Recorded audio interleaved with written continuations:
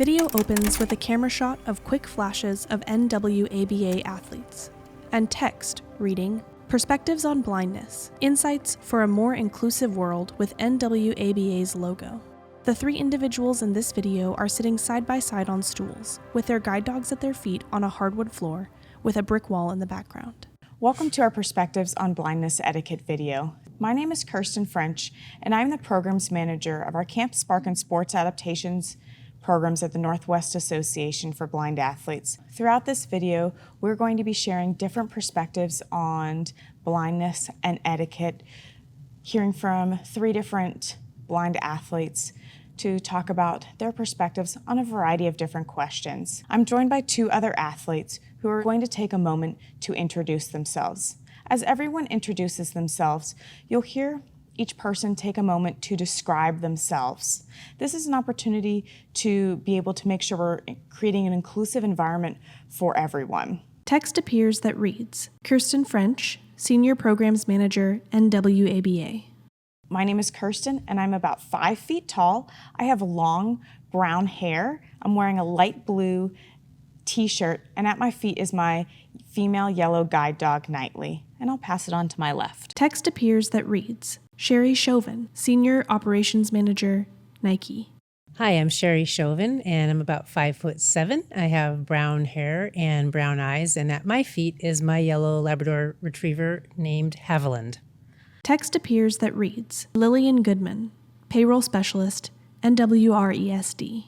Hi, I'm Lillian Goodman. I am about 5'4". I have long reddish-brown hair and blue-green eyes, and at my feet is my guide dog Spinoza, who is a Golden Retriever Lab Cross. As we share about these perspectives, it's really helpful to remember that each person's perspective is going to be different and is going to be their own, but in doing so, each of these are lived experiences, and each of these perspectives and all the perspectives of those that you might interact with, whether it's at a program, at camp, or somewhere just out in the community, each person's perspective is their own, and it's an opportunity to learn from that person's perspective, to value their perspective. Blindness is a spectrum. For some people, blindness may look like total blindness and no light perception. Other people may have some light perception. Others may have photosensitivity or some field loss, whether it's no central vision or no peripheral vision, and everything in between. And as we go through that, we're also going to be using a lot of different language, whether it's blind, blindness, low vision, visual impairment, vision loss. And we're going to be using all of this language interchangeably. As we use all of this language interchangeably, it's also important to remember that within the blind and low vision community, different people choose to use different language to identify themselves. Vision loss is part of people's identity, and in doing so, everybody has an opportunity to choose their own identity. And someone might choose to self-identify in one way one day and one way a different day. And that's their own choice in the same way that's true for all identities. So as you interact with someone, it's important, as is true for all identities, to respect what identity that person chooses, because this is their own lived experience and they're sharing that with you and they're sharing that identity with you. And it's important to respect that. For many people, when they join our programs or meet someone who's blind or low vision, that's the first time that they are meeting someone with vision loss. What do you think is important for someone who's sighted to know before they meet someone with vision loss? I think just at the very beginning of a meeting is really just to introduce yourself or announce yourself. What happens is if let's say you're in a room with the lights out and there's a lot of people in that room and someone says hello, like you're thinking, are they speaking to me or are they speaking to someone else? So it's always really important to identify yourself and so that the person who is blind is aware that you're even there or that you're there to talk with them. So simply hi Sherry, I'm Janice. I'm pleased to meet you.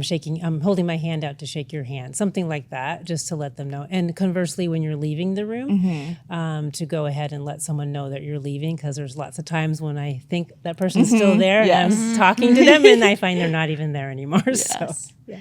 I think it's also important to remember that that isn't true for just the first time you meet someone, but each time you meet someone. Because I know for myself, after I know someone well, or know that I might be expecting to see that person in a space, I can pick up their voice.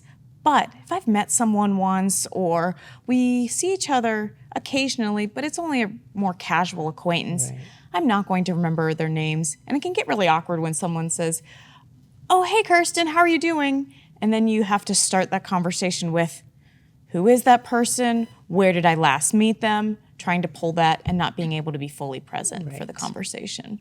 And I would also add, like, if you know someone really well, like a family member, and you're not expecting them to be in a certain place, for them to also announce themselves, I think that is also important. And I think, people that are close to us kind of forget that, if it's out of context, we might not recognize that person's voice. So to still, identify themselves when, they're coming up to you. Knowing that vision loss and blindness is one of the lowest incidence disabilities, for a lot of people, they haven't ever met someone who's blind or low vision before. And that can often lead to a lot of misconceptions. What are some common misconceptions you often come across, and how do you like to address these misconceptions? I think for me, a big one is that they assume that if you're blind, you don't see anything. And so, they don't realize it's a spectrum. And so I think the way that I kind of do it is I kind of educate and try and explain, what I can see, and, kind of just educate them. And I like how at the beginning you said, Kirsten, that everybody has a different experience. Because for me personally, I often feel like people are asking or trying to do things for me, and not asking, assuming that they need to help me with something that I'm perfectly capable of doing, such as opening a door, right? Those are things that we do 100 times a day. And sometimes it's just being polite, but I've seen people go completely out of their way to do it, and it actually causes, an issue with the dog, because the dog knows exactly how to approach a door safely, etc. So I think just the assumption that we need help with every active daily living, and just to know that we're perfectly capable, right? We can do the same things as anyone else for the most part. We just do them in a different, slightly adaptive way, right? So those are really important things for me. I think it is important to remember that. I know that we're going to talk later about questions and what questions can be unhelpful, what questions can be helpful. And I think as we start to touch on that a little bit, is knowing that it also can be how someone asks a question. I know that times when someone's come up to me and said, "I don't know how to help you," or started to give help without offering it or allowing that space, is very different than someone coming up and saying, "Is there anything you need help with?" Or asking that space and allowing that space for someone to say, "Yes, I do," "No, I'm good," or anything like that. But remembering that just because one person does do something differently doesn't mean that that difference is any worse. Sometimes it's just as equal, and sometimes it's better. I think it can be helpful sometimes to remember sometimes the ways that someone with vision loss does something sometimes can be better. Sometimes it can be quicker. Sometimes it's a little slower. Sometimes it's different. But we can all, instead of looking at it from someone's doing something different, that must be hard, that must be worse, to say, hey, maybe I can learn from that, or maybe I can just give that space for each of us are going to do something different. Something I know I experience a lot is someone assuming that I don't work. There is a huge statistic around blindness and underemployment and unemployment that can't be ignored in any way, but we also can't assume that just because we see someone who's blind or low vision that it's an automatic, I assume you don't work, or I assume you have a lower position that you do. I might be in a situation and someone says, oh, I'm sorry you lost your job. And it's, oh, actually, nope, I didn't. I work full time. Or is assuming that anybody else around me must be the one in charge because they see first my blindness and not giving any space to say who's in charge or who is the person that, the point person, or anything else that might be a more typical question. All of us happen to have a guide dog and happen to be a guide dog handler. That's not true for every person who's blind or low vision. It just happens to be for the three of us. But for you all, what do you wish that everybody knew about guide dogs? Well, just sort of a very simple thing is that these dogs, they're not robots, right? And when that they play, they do there's a regular pet when they're not working. Yes. And so they don't work all the time.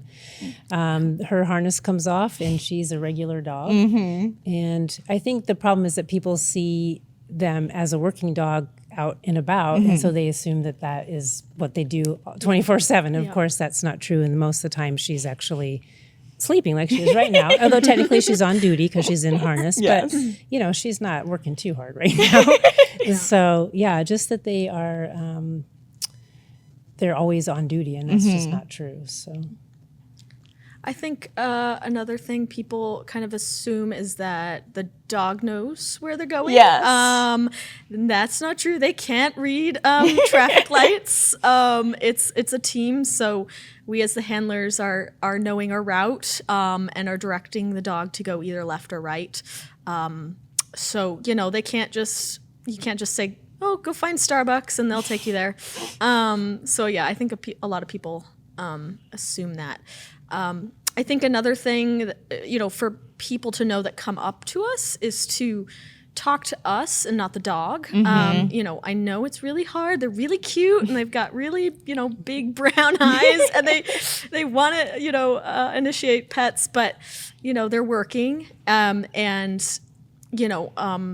talk to us and to have a conversation. Yeah, we're great to talk about our dogs, but also we talk about other things as well. I think that's a big one too. An analogy that someone shared with me one time that I found incredibly helpful was that in the same way that you would ignore an interpreter for a deaf person because that person's just providing communication access, but you are, as a hearing person, are communicating with that deaf person, eye contact, you're ignoring that interpreter, and they're going to move, the interpreter's going to move wherever they need to create that open communication, but you're ignoring that person, you are not talking to the interpreter. The same is true for a guide dog.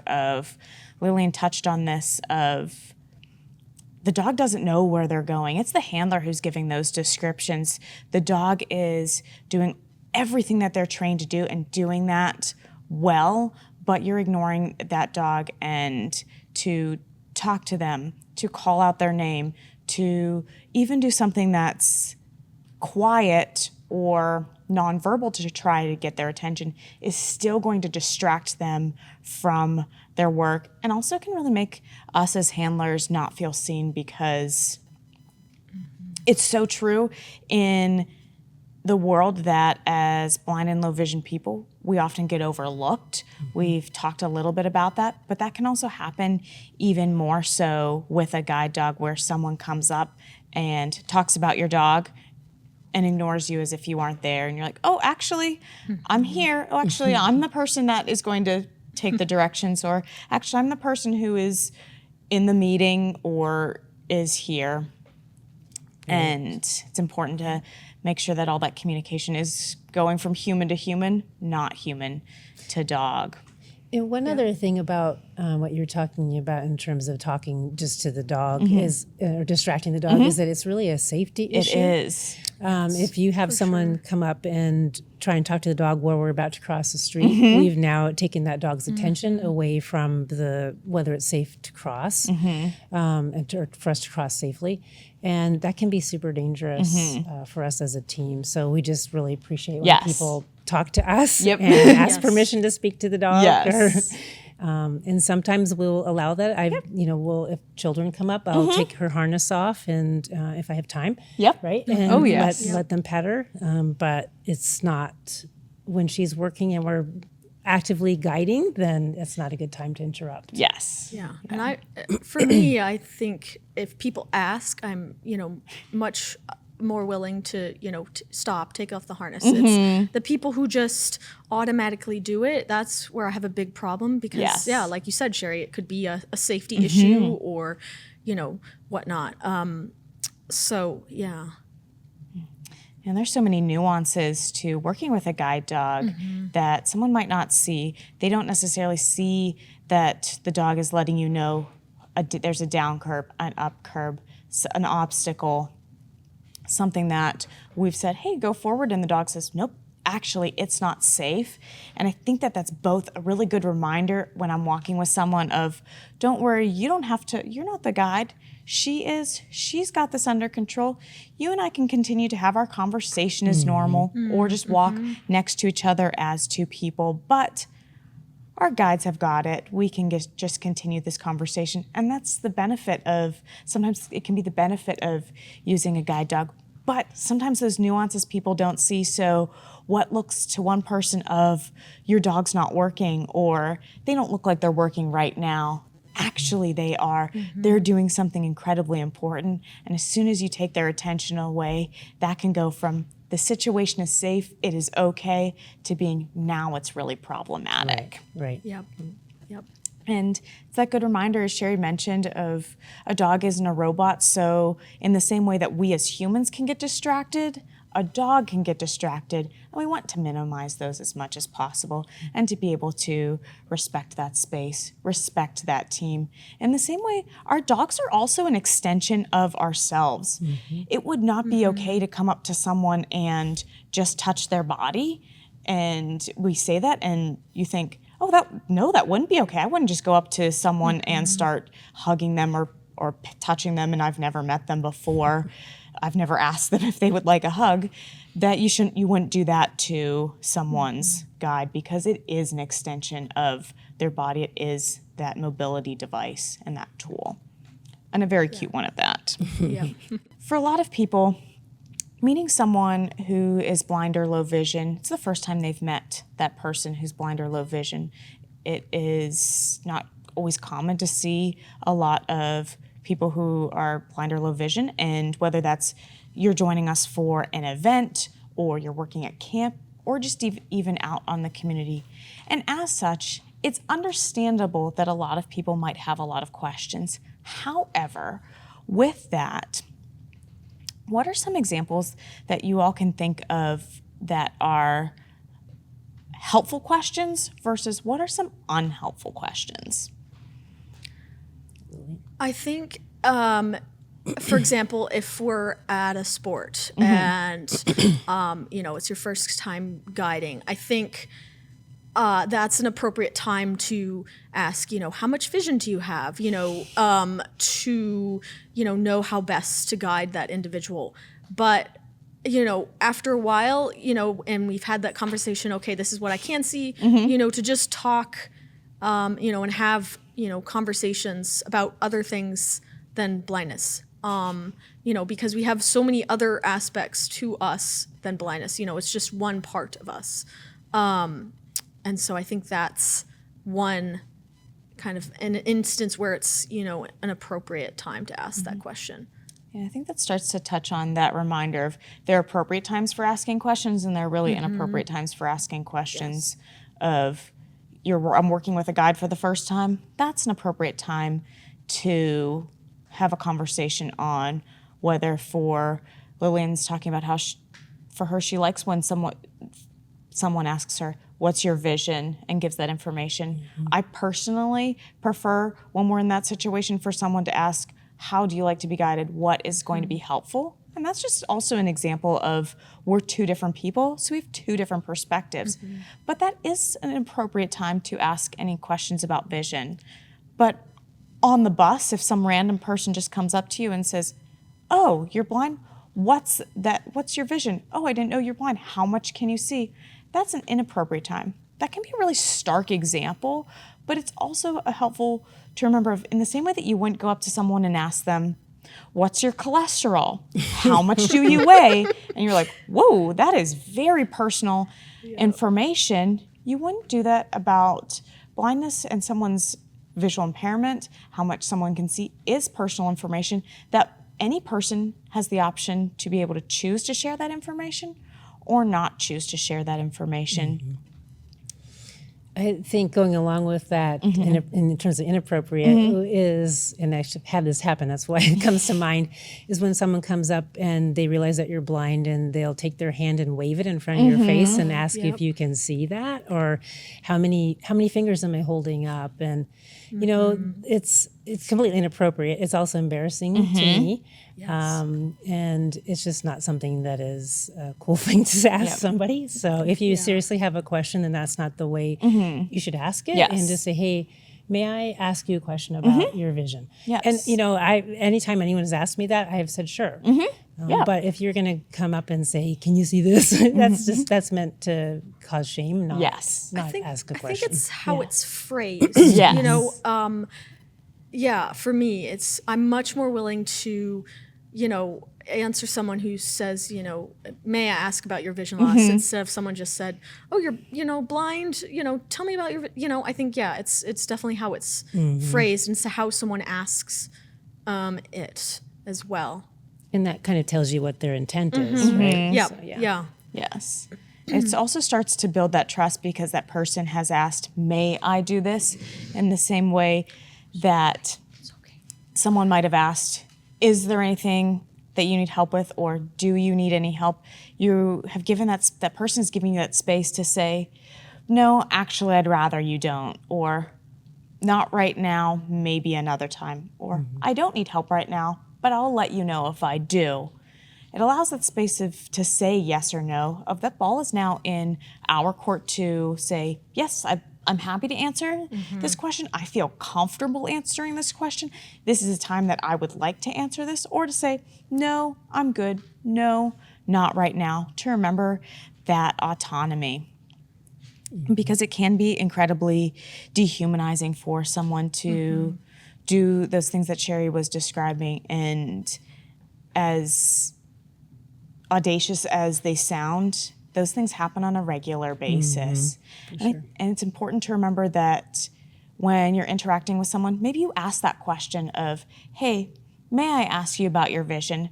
Someone might say no, or start to close that conversation earlier than typical, because sometimes that person's coming in with negative experiences that you don't know about, whether it's, hey, I was on the bus and I had this really negative experience, and then I come up to this person, maybe I come to an event, or I come up to a random person and they ask, may I ask about your vision? And I've just had that experience of someone on the bus doing something inappropriate, or someone has said, I can see you looking at me. You can't be blind. Right. Yep. And you're coming from a really negative experience to, yes, a positive experience, but saying, nope, I really don't want to talk about that right now. I'm really not in a space to have this conversation. And not everybody wants to educate all the time. Oh, right. That's very So, true. I mean, yeah. I'm happy to do it when I want to or whatever, Yes. but you know, it's not something I want to do every single time I have a conversation with someone. So Yes. Yeah, that everybody, in the same way that everybody has different experiences, you might have had a long day at work. Exactly. And Yep. that's the last thing you want to do is advocate, educate, or any of these other experiences. Now might not be the time. And I think it can be a good reminder for everybody to be remembering to read those social cues of you might be having a conversation with someone and they're happy to talk about their vision loss, but then you start to feel that that conversation is wrapping up. You're asking a question of someone and they start to push the conversation in a different direction. Follow those social cues and go, okay, great, we're wrapping up this conversation in the same way anybody else might move a conversation into a different direction. Yeah, and don't be offended by that. Right. Yeah. One of the big purposes of this video is to give it to volunteers, camp staff, others who might be engaging with us for the first time. What are some things you wish volunteers would know when they came to an event or anything? I would say first realize that you're volunteering for an amazing organization. That would be my number one thing I'd like to say. There's that, yeah. And just, try to connect. Like Lillian said, approach us. We have lots of things to talk about too. And we want to connect as well. We just need that first step sometimes so that we know that you're trying to connect with us. And I think we see people who do that as an ally and, someone that we know that we can trust to talk to, that they're willing to approach us and talk to us. And the other thing is that sometimes people who are blind or visually impaired or any disability really are seen as inspirations, right? When we're just doing our everyday thing, you're so inspirational, and I'm just, walking down the street. It's not really that inspirational. So, appreciate what we're doing as an athlete because we're doing this feat, but not because we're blind. We're doing it because we're talented at whatever it is. Yes. I would agree. I think for me, what I really want to stress to volunteers, especially, is not to be afraid, not to be intimidated.